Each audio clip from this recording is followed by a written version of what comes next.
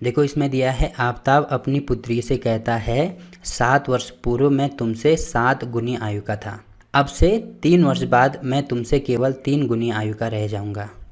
तो इस स्थिति को बीजगणितीय एवं ग्राफीय रूपों में व्यक्त कीजिए। तो मैं कैसे इसको सॉल्व कर सकता हूँ? देखो इसमें क्या क्या दिया है। इसमें दिया है कि आफताब अपनी पुत्री से कहता है, तो कौन कह रहा है? आफताब कह रहा है अपनी पुत्री से 7 वर्ष पूर्व। अब देखो ये जो एज वाले क्वेश्चन होते हैं ना, इनको सबसे बढ़िया तरीका होता है कि हम साल मान के इसको सॉल्व करें। जैसे कि अभी क्या चल रहा है? अभी 2020 चल रहा है, तो यहाँ पे मैं 2020 लिख दूंगा, ठीक है, या जो भी साल चल रहा होगा तो वहाँ पे हम लिख देंगे। उसके बाद कब की बात हो रही है? 7 वर्ष पूर्व। 7 वर्ष पूर्व का मतलब इसमें से 7 माइनस करेंगे, तो कब की बात हो रही होगी?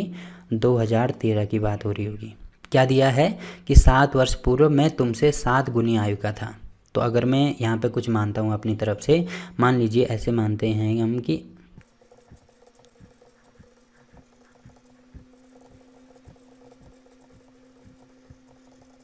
तो मैंने अपनी तरफ से क्या मान लिया कि मान लीजिए आफताब की वर्तमान आयु x वर्ष है तथा उसकी पुत्री की वर्तमान आयु y वर्ष है। यहाँ तक तो किसी को कोई दिक्कत नहीं होगी।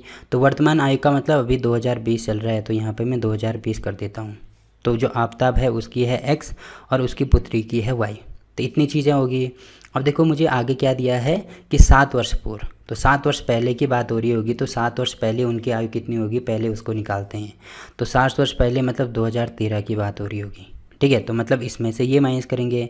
जैसे एग्जाम्पल के लिए मान लीजिए आफताब की आयु है 20 वर्ष, तो 7 साल पहले कितनी होगी, मतलब 20 में से 7 माइनस करेंगे तो वो 7 साल पहले 13 साल का होगा, ठीक है। वैसे ही अभी यहाँ पे मैंने वर्तमान में x मानी है, मतलब यहाँ पे x है, तो 7 साल पहले इसकी आयु कितनी होगी, x माइनस 7, तो ये हो गया।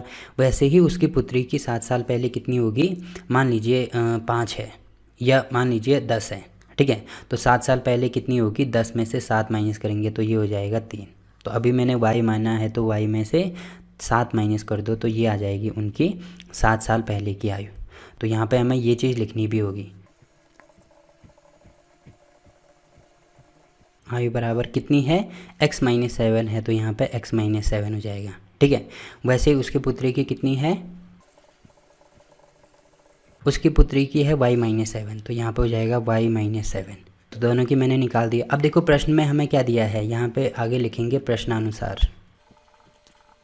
तो प्रश्न के अनुसार हमें क्या दिया है, 7 वर्ष पूर्व मैं तुमसे 7 गुनी आयु का था। अब देखो अगर मैं इसको थोड़ा आपको समझाना चाहूँ तो क्या है, इसमें मैं कौन बोल रहा है, आफताब बोल रहा है, मतलब मैं आफताब होगा, ठीक है। और तुमसे किसकी बात हो रही है, उसकी पुत्री की बात हो रही है, तो यहाँ पे होगी पुत्री।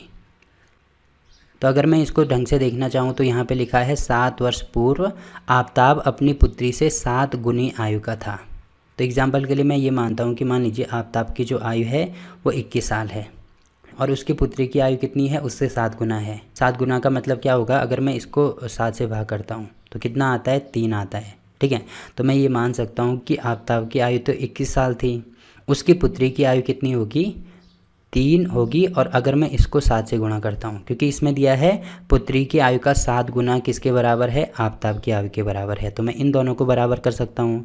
क्योंकि पुत्री की आयु भी मैंने निकाल दी, आफताब की आयु भी निकाल दी, और ये 7 गुना है, तो 7 गुना भी मैंने कर दिया। तो ये किसकी आयु है, आफताब की, ये किसकी आयु है, उसकी पुत्री की, और ये 7 गुना है।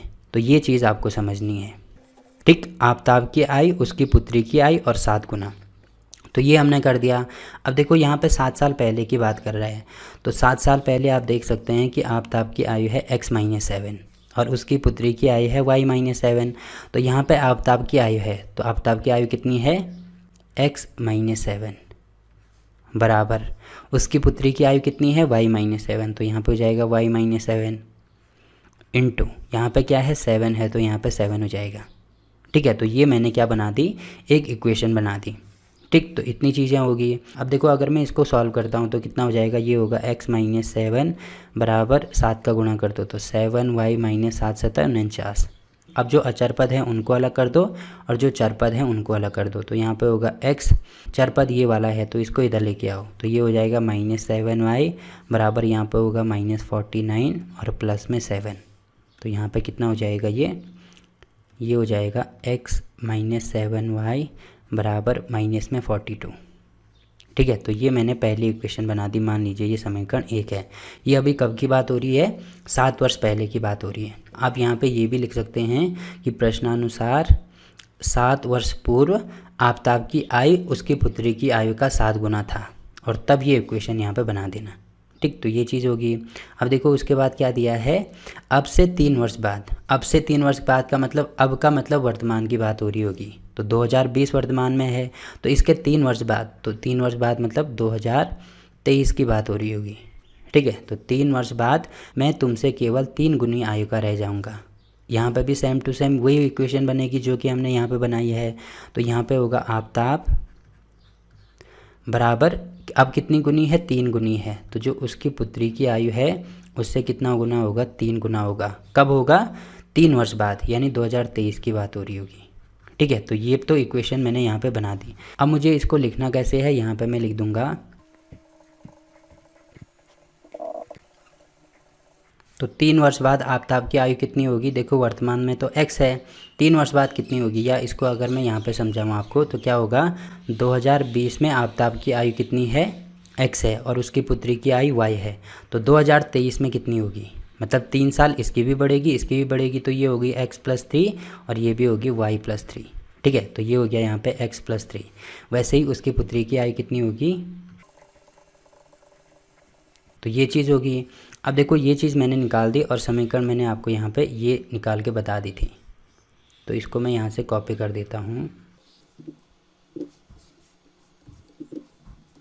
ठीक है, तो ये हो गया। अब देखो 3 वर्ष बाद आफताब की आयु कितनी है? x+3 है। तो आफताब की आयु यहाँ पे है, तो यहाँ पे मैं लिख दूंगा x+3, और उसकी पुत्री की आयु कितनी है?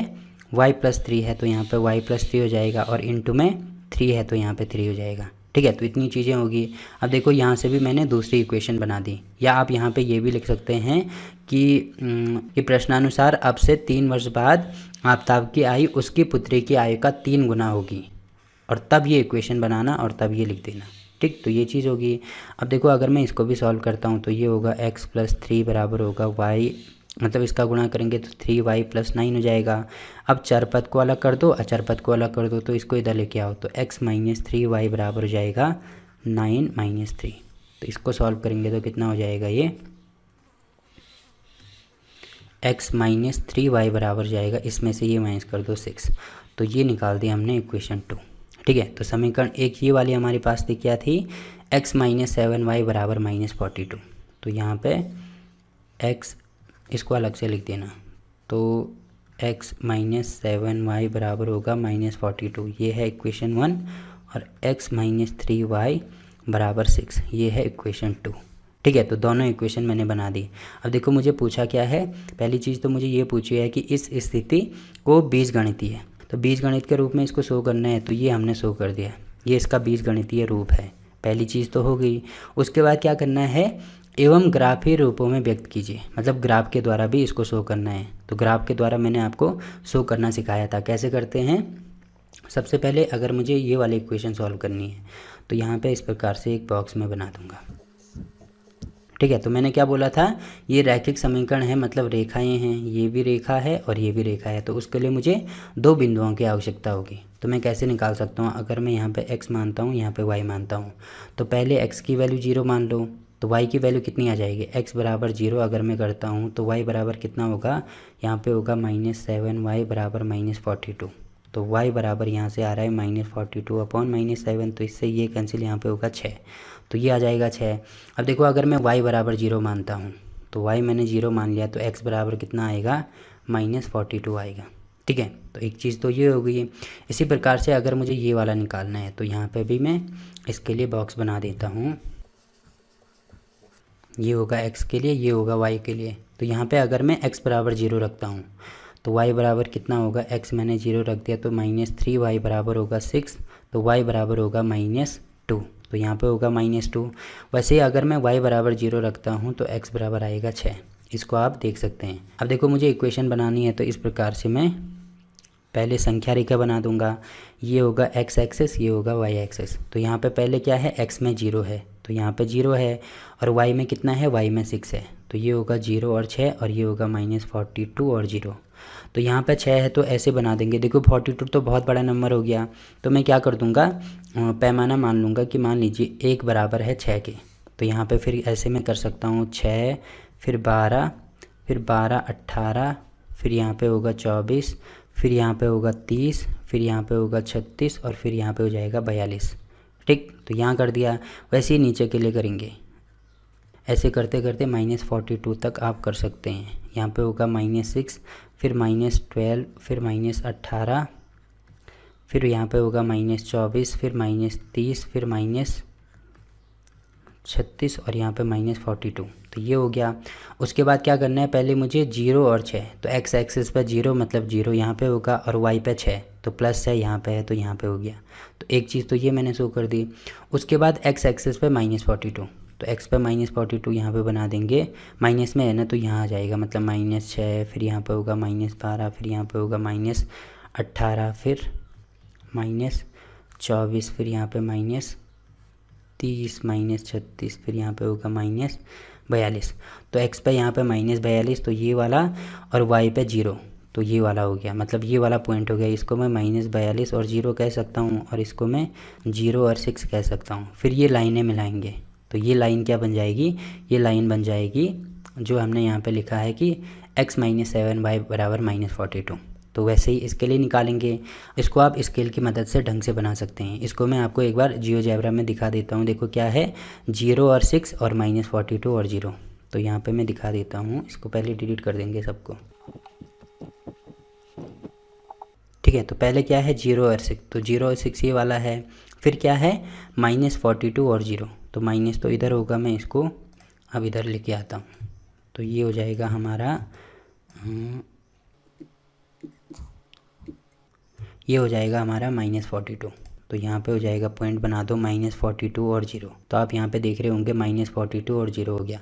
अब इन दोनों को मिला दो तो यहाँ पे क्या हो जाएगा, इसको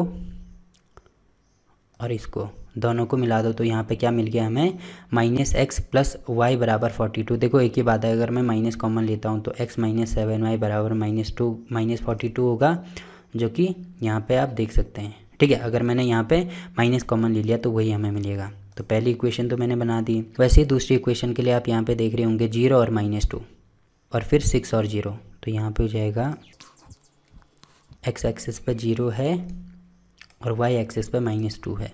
तो 0 और -2 मतलब ये वाला होगा, तो 0 और -2। उसके बाद 6 और 0, तो x पे 6 है और y पे 0 मतलब ये वाला। अब इन दोनों को मिला दो तो यहाँ पे क्या हो जाएगा, इस प्रकार से मैं इन दोनों को मिला सकता हूँ। ठीक है, अब देखो ये कहाँ पे काट रहे हैं एक दूसरे को, आप देख सकते हैं यहाँ पे, ये यहाँ पे एक दूसरे को काट रहे हैं। तो यहाँ पे कौन सा पॉइंट है, यहाँ पे है 42 और 12। तो ये वाला जो पॉइंट है 42 और 12 का मतलब x की वैल्यू होगी 42 और y की वैल्यू होगी 12। ठीक है, तो आप ऐसे यहाँ पे दिखा सकते हैं। यहाँ पे मैं लिख देता हूँ एक बार 42 और 12। तो ये होगी x की वैल्यू, मतलब आफ्ताब की आयु ये होगी और उसकी पुत्री की आयु ये होगी। तो x बराबर होगा 42 और y बराबर होगा 12। ठीक है, तो इस प्रकार से ग्राफ कैसे बनेगा, इस प्रकार से आप यहाँ पे देख सकते हैं, इस प्रकार से ग्राफ बनेगा। तो ये चीज़ तो आप बना सकते हैं। बाकी अगर मुझे इसको चेक करना है तो चेक कैसे करेंगे, देखो आप यहाँ पे देख रहे होंगे कि x बराबर 42 है और y बराबर 12 है। तो x मैंने क्या माना है, x मैंने माना है आफ्ताब की वर्तमान आयु। तो वर्तमान आयु इसकी हो जाएगी 42 और इसकी हो जाएगी 12। तो अगर मैं 7 साल पहले की बात करता हूँ तो देखो मैंने क्या बोला, दोनों समीकरण बराबर होनी चाहिए।